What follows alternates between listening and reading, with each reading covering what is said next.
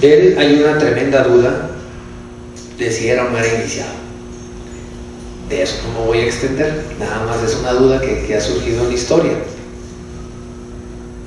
Pero sus obras reflejan, y lo pongo de esa manera, la era de las revoluciones y de las luchas nacionales. Cuando analizaba yo el texto que buscaba yo sobre Beethoven para saber un poquito más de él, todos sus amigos eran masones. Todos los literatos de la época que convivían con él y que le pedían musicalizar sus poemas, sus obras literarias, eran masones. Sus amigos pintores eran masones. Los críticos de la época eran liberales, masones. Y la pregunta es, ¿y él era o no era? Si todo su círculo cercano lo era. Sin embargo, no se ha encontrado el dato preciso de que se haya iniciado. De él podemos saber o podemos encontrar que su primera producción musical se parece mucho a Haydn y a Mozart. Muy fácil, porque Mozart era el ídolo del momento y todo el mundo lo estaba imitando. O segunda, porque Haydn, contemporáneo de Mozart, amigos y hermanos, fue el maestro de Beethoven. Entonces, lógico, se parecen. Pero viene una segunda época de Beethoven, donde usa un lenguaje más expresivo, muestra cierta tendencia de madurez musical, y es la etapa así de madurez de su obra de producción musical. Pero hasta la tercera etapa es cuando agarra mucha fuerza, y es la que conocemos como el romanticismo. El romanticismo vienés. Y en este se muestra toda la genialidad, toda su fuerza, todo el ímpetu, y de aquí, bueno, surgen varias obras, entre ellas la Misa Solemne o la Novena Sinfonía, que todo el mundo conoce, y la conocemos porque viene el canto intermedio que lo hemos traducido como el himno a la alegría. Bueno, ese himno habla de la hermandad y que todos seremos en un mismo universo, otra vez fraternales. Muy sonado, ¿verdad? Entonces, ese es Beethoven, nuestro segundo ejemplo, y vamos a escuchar unos instantes de Beethoven. O Claude Debussy. Tiempecito después, y su característica principal es la negación a lo clásico. Ayer hablaban de rupturas, ¿verdad? Hablábamos de rupturas. Bueno, él negaba lo clásico. ¿Y qué hizo? Pues revolucionar las formas. Luego revolucionó también los acordes, y revolucionó la forma de componer para orquesta, y revolucionó la forma de acercarse a los literatos, de hacer música de literatura, pero con otra perspectiva, con otra idea. Entonces Debussy viene a ser un ícono súper importante en la historia de la música, extraordinario como compositor, de una expresión sublime, y que casualmente fue el gran maestre del priorato de Sion. Eso es una casualidad en la historia. Hasta 1918 ejerció como gran maestre. 1918 dije, ¿sí? ¿Estoy correcto? Porque si hablamos de 1918, para esas épocas de Debussy, ya estábamos en plena revolución nosotros, ¿verdad? Ya nos digamos en época, ya estamos exactamente hablando mientras allá hablamos de estos movimientos literatos y artísticos, musicales, pintores, impresionismo francés, y en francés fue la toma de la Bastilla, y a partir de ahí vino el movimiento de la luz y todos los movimientos liberales de América. Bueno, precisamente las enseñanzas de Debussy dieron luz a los trabajos realizados por un sinfín de compositores, entre ellos uno que conocemos bastante bien, llamado Manuel de Falla. ¿Cuáles son sus características de esta época? Pues una armonía empleada más extensa, los sonidos disonantes, en reflejo a la angustia y a la desesperación por las guerras y los conflictos sociales, es decir, de las revoluciones. Estamos escuchando un poquito de Debussy.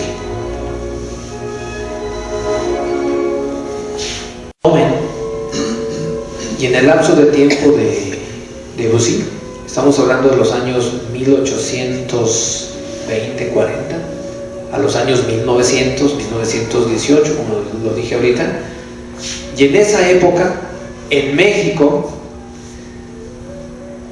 vamos a cambiar de región totalmente, dice ahí, la revolución social se manifiesta también en las artes liberales. Entonces, mientras estaban allá los movimientos revolucionarios, en ese ámbito de cambios, nosotros aquí conocemos a un músico súper importante que todo el mundo debemos de tener en mente, llamado Jaime Nuno, que a la par con Francisco González Bocanegra son los compositores de nuestro himno mexicano, himno nacional mexicano.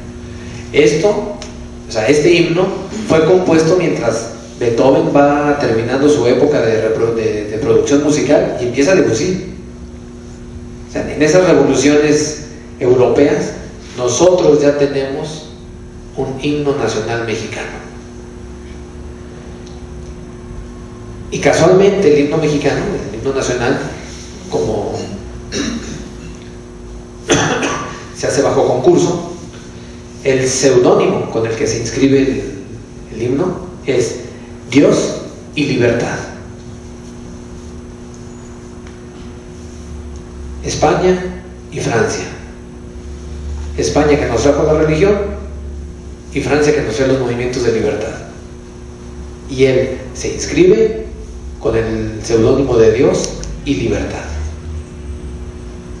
Cuando gana el concurso, el jurado dice lo siguiente, eso también es entre comillas, son textuales: en esta composición hemos encontrado, por así decirlo, fuerza vibrante nacional, y por lo que la creemos la más popular, reuniendo a estas circunstancias la de su sencillez y magnífico efecto.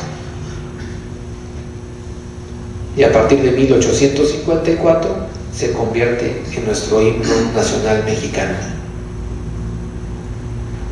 Después aparecen otra serie de compositores, por ejemplo Candelario Huiza, Jerónimo Vaqueiro Foster, Carlos Chávez, Silvestre Revueltas, Manuel M. Ponce. Todos ellos, si se fijan en las fechas de nacimiento, son ya a finales de los 1883, 92, 99, 1886. Les toca el final del siglo, el inicio del siglo XX, y les toca la revolución. O sea, estamos hablando de compositores que ahorita, trasladándonos a la época de la revolución, debieron haber tenido 10 años, 12 años, 15 años, jóvenes. Y después de haber vivido esto, hicieron una serie de movimientos nacionalistas en la música. Por ejemplo, Candelario Huiza regresó a su tierra y formó una banda después de haber estudiado. Jerónimo Vaqueiro Foster, aparte de ser flautista, que también dirigió bandas musicales, y le ayudó a Julián Carrillo con una teoría que se llama del sonido 13. ¿Se acuerdan que yo te dije que los sonidos se generaban hasta el 12 y que el 13 era imperceptible? Bueno, pues Julián Carrillo dijo que el sonido 13 iba a funcionar. y se aventó una teoría súper interesante para manejar el sonido 13. Claro que hizo un movimiento tremendo, se inventaron instrumentos especiales para poder dar ese sonido, y bueno, a la fecha yo no conozco uno de veras, más que en teorías, en fotos y en revistas, en enciclopedias. Es decir, no pegó, no fue lo que se buscaba. A mí se me hace que el 12 es el importante, hasta ahí llegaba. Carlos Chávez, otro de los compositores, tiene unas obras muy peculiares. Por ejemplo, escribió una que se llama El Fuego Nuevo. Escribió otra que se llama Los Cuatro Soles. Una más que se llama Espiral. Y la última que les puedo mencionar ahorita, Pirámide. Pues muy importantes los simbolismos de estas obras, porque musicalmente reflejan una enseñanza que traían ahí con una serie de nexos entre los franceses que fueron sus maestros, musicalmente hablando, y del otro no lo puedo aseverar, lo de los liberales, pero seguramente tuvieron un fuerte impulso de eso. Silvestre Revueltas, que valga decir, en la Escuela Superior de Música de esta localidad tenemos nuestro auditorio que así se llama, Silvestre Revueltas. Es un músico de demasiada valía para los mexicanos. Y en las obras de Revueltas podemos encontrar un homenaje a Federico García Lorca. Y hacemos los nexos otra vez con los españoles, y hacemos nexo con los literatos. Otra obra importante, La Noche de los Mayas, o Bajo el Signo de la Muerte, o Redes, que hasta película hay de esto, y pues la música fue súper importante para que la película tuviera el efecto sonoro que se buscaba. Y dejé al último Manuel M. Ponce, que me van a decir que me equivoqué en la cronología, porque estaban ordenados por aparición cronológica y ahí lo puse hasta el último.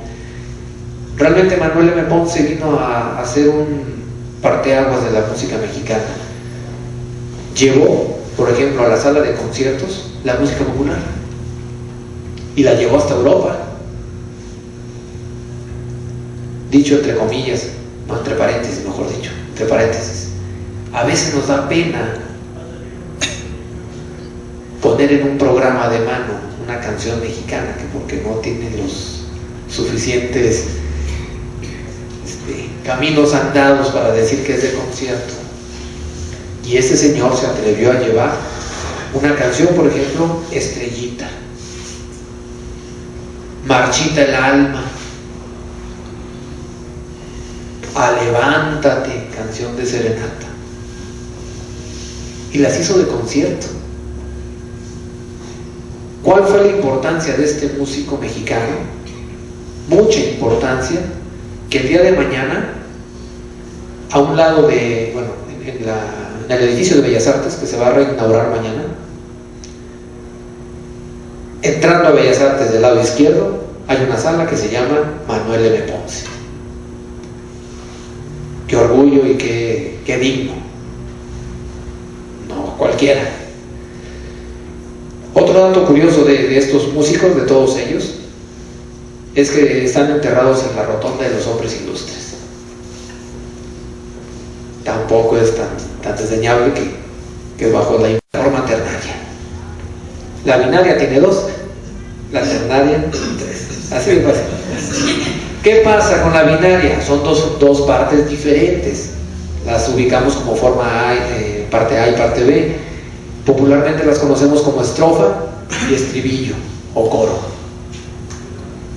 Y luego la ternaria ya nos empieza a jugar un poquito la mente, porque deben ser 3 formas, tres partes diferentes, y entonces ya el compositor se empieza a meter en un poquito de líos, porque ya exige un poquito más de conocimiento, más de técnica, más depuración. Pero cualquier canción mexicana consta de perdido de esas 2 partes, de la estrofa y del coro. Por lo tanto, una música mexicana tiene los tres valores que le dan la importancia de valor estético para decir que son una obra de arte. De ello se desprende, voy a dar prisa, es que dice presto, y presto significa más rápido, entonces no voy a dar prisa. No hay belleza sin verdad, ni arte sin belleza. Y de aquí se desprende una tercera línea que mi esposa me la dijo cuando estábamos revisando la conferencia. ¿Cuál sería? Por lo tanto, lo estoy haciendo pensar un poco. No hay belleza sin verdad, ni arte sin belleza. Por lo tanto, el arte es verdad. El arte es verdad. Entonces hablamos de que nuestra música, que es una de las artes, es verdad.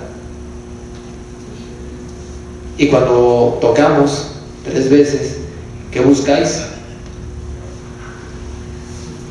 Verdades. Entonces, por ahí va el camino, ¿no? Más o menos. Un tríptico revolucionario. ¿Quién no conoce estas 3 canciones? Y si no las conocen, pues bueno, mañana los invito a ir al desfile. Yo creo que las vamos a escuchar como unas 30 veces o 32 veces.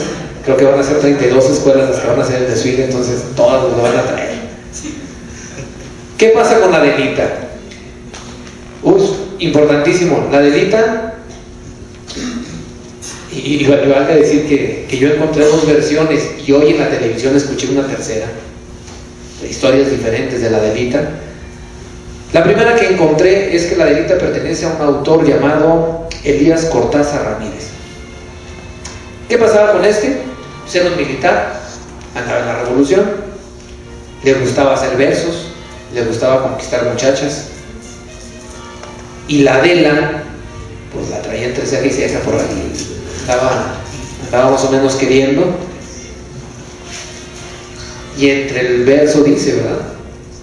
Y si Adelita se fuera con otro, pues ya le comían los celos al cuate, y le compuso la canción. Esa es una de las versiones. Luego viene la otra, que no es de Elías Cortázar, que es de otro militar llamado Antonio del Río Armenta. Ese me suena más conocido, creo que en secundaria fue la historia que me contaron a mí. Resulta ser que ese militar en plena campaña lo balacean y cae herido. Y entonces una asociación que todo el mundo conocemos, la Cruz Roja, pues entra al auxilio de los heridos. Y adivinen, pues le tocó a la Adela atender al militar. Sí, la enfermera que llegó a atenderlo. Adelita era enfermera, no era soldadera. Era enfermera, exactamente, era ayudante de la Cruz Roja, era de las voluntarias de la Cruz Roja. Entonces llega y lo atiende. Y se me hace que aquel cuate llega alucinando que se iba a morir, pues haber pensado que era un ángel porque lo vio blanco, ¿no? La vio blanca. Digo, los de la Cruz Roja, las enfermeras, y se enamora de ella y le hace los versos de la canción esta. Esa es la versión que a mí más me suena aceptable. La otra, pues ahí está, es parte de los documentos históricos, ahí me la encontré también. Y bueno, mujeres, pues la Adelita, la Marieta, Juana Gallo, y podemos encontrar ahí muchas, la Rilera, las Coronelas, etcétera, etcétera. Y otra de ellas, pues se llamaba Valentina. La Valentina se supone que era la hija de un caballerango. El caballerango se llamaba Pedro Gatica. Y luego dicen que popular entre la tropa era Adelita. Perdón, la Valentina, ¿verdad? La Valentina. Bueno, también Adelita, pero no, ahorita estoy hablando de la Valentina. Me equivoqué. ¿Pero por qué popular? Pues porque era valiente, porque era hermosa, porque era entrona. Y en los dibujos históricos, en las fotografías o en los cuadros, la dibujan con 2 cananas al frente y una carabina 30-30 a la espalda. Esa era la Valentina.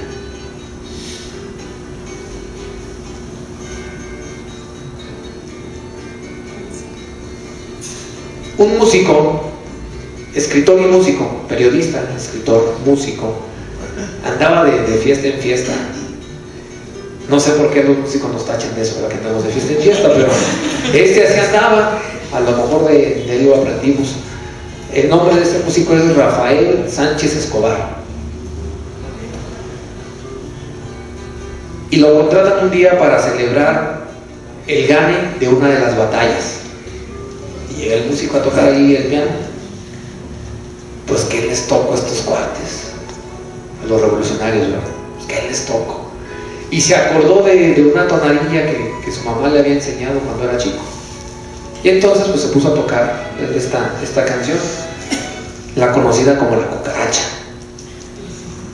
Pues no les va a gustar tanto a los revolucionarios que le dicen, pues vuélvete a tocar. Y otra vez La Cucaracha.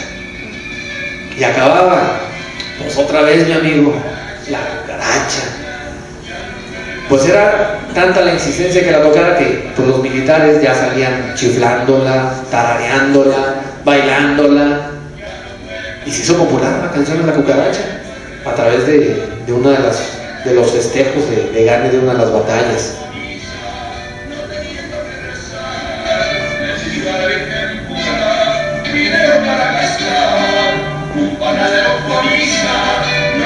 Dice Saltillo, para Zarape Saltillo, ya es de 1910, 15, 20, el Zarape es de Saltillo. Cerrando esa plática, cerrando esa gran parte de mi presentación, yo preguntaría, ¿qué no son estas canciones de una técnica muy depurada? ¿Qué no poseen vida? ¿Qué no poseen alma? Y preguntaría, ¿alguien se puede atrever a decir que nuestra música mexicana no es arte? A 100 años, más o menos, de estas son canciones que estamos escuchando, las volveremos a escuchar mañana, las volveremos a escuchar el domingo, es más, toda la próxima semana todavía las vamos a estar escuchando. Y aunque no lo puedo aseverar porque no sé cuánto tiempo me quede en este mundo, a lo mejor hasta mis nietos la van a estar escuchando todavía. Entonces son perennes, son eternas, mientras los tres valores que dijimos antes sigan teniendo mella en nosotros. Concluyo. Coda significa cola, para los que no son de música.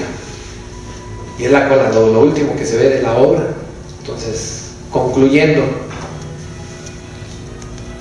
dice ahí la cita, cuando el oído es capaz de escuchar, entonces vendrá la música que habrá de llenarnos con deleite. Es una paráfrasis del Kybalión, vienen otros términos, pero los adaptamos a la música. Pasamos a la que sigue. Por todo lo que les quise platicar el día de hoy, les dije que la idea inicial era que la música es simplemente masonería, por todo lo que les he platicado. Hicimos un recorrido por los 3 compositores de gran importancia y luego tocamos algunos compositores mexicanos y 3 piezas de nuestro folclore mexicano de la Revolución. Y el último pensamiento que les pongo entrecomillado es un deseo, es una enseñanza que he obtenido a través de los trabajos en talleres y se los comparto tal cual. Espero que vibremos en frecuencias armónicas y cantemos al unísono las máximas de la masonería. Seamos silencios para lograr la reflexión y el análisis interno, pero seamos notas fuertes bellas y con candor en la interpretación magistral de nuestras vidas. Muchas gracias.